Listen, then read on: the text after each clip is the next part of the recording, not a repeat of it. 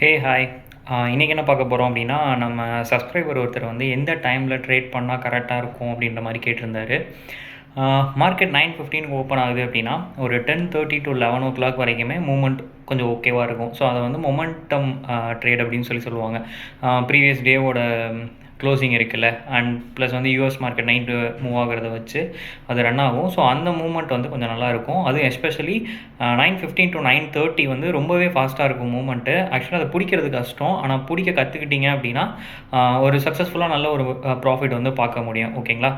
11 அப்புறம் ஒரு 1 வரைக்கும் நீங்கள் தயவுசெய்து ட்ரேட்குள்ளே போகாதீங்க. ஏன்னா ஒரு 95% ஆஃப் டேஸ் வந்து என்ன ஆகும்னா சைடு வேஸில் இருக்கும். அந்த டயத்தில் வால்யூம் இருக்காது, மூவ்மெண்ட் வந்து பெருசாக இருக்காது, ப்ரீமியமோட மூவ்மெண்ட்டுமே. ஸோ அந்த டயத்தை நீங்கள் அவாய்ட் பண்ணிக்கோங்க.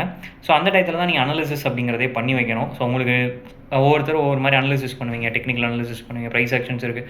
ஸோ ஒவ்வொருத்தவங்க ஒன்றும் பண்ணுவீங்க. ஸோ அதெல்லாமே பண்ணி நீங்கள் ரெடியாக இருக்கணும் ஒரு 1 மேலே. ஸோ அப்போ தான் அந்த யூரோப் மார்க்கெட் வந்து ஓப்பன் ஆகும் 12:30 அந்த ரேஞ்சில். ஸோ அந்த 1 அப்புறம் வந்து பார்த்தீங்கன்னா உங்களுக்கு ஒரு டைரக்ஷனல் மூவ்மெண்ட் கிடைக்கும். ஓகேவா? ஸோ அது வந்து ஒரு 3 வரைக்குமே நல்ல மூவ்மெண்ட் கொடுக்கும். சம்டைம்ஸ் அது வந்து ஒரு 80% to 90% வரைக்கும் நல்லாவே மூவ்மெண்ட் கொடுக்கும். ஸோ நீங்கள் அந்த டயத்தையுமே நீங்கள் யூஸ் பண்ணிக்கலாம். ஸோ எப்போயுமே வந்து மார்னிங் ஓப்பனிங்கும் சரி, க்ளோசிங் டயத்துலையும் சரி நீங்கள் உள்ளே போங்க. மிட் ரேஞ்சில் உள்ளே போகிறத அவாய்ட் பண்ணிக்கோங்க.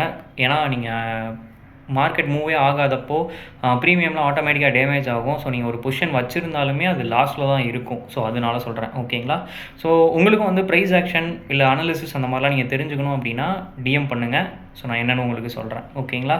ஸோ இதே மாதிரியான மோர் அப்டேட்ஸ்க்கு நம்ம பேஜை மறக்காமல் ஃபாலோ பண்ணிக்கோங்க. தேங்க்யூ.